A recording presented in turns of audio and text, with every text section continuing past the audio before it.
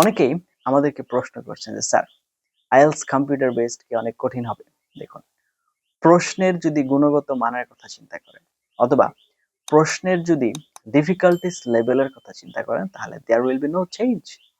Actually কোনো ধরনের কোনো পরিবর্তন আসবে না।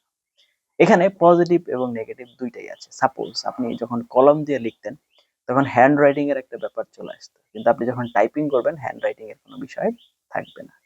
শুধুমাত্র একটা জিনিসেই আমি একটু ইস্যু দেখি, সেটা হচ্ছে লিসনিং।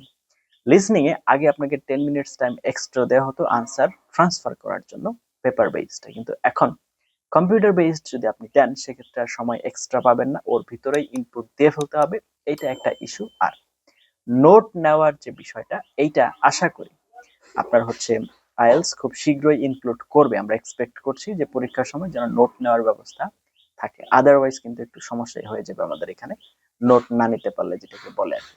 আর আইএলটিএস এর যে সফটওয়্যারটা আছে ইনস্পেরা, এটা খুবই ভালো একটা সফটওয়্যার। আপনি চাইলেও কোনো ভুল এখানে করতে পারবেন না। এই ধরনের আরো অনেক ইনফরমেটিভ লেসন পাওয়ার জন্য দয়া করে চ্যানেল সাবস্ক্রাইব করে পাশে থাকতে ভুলবেন না।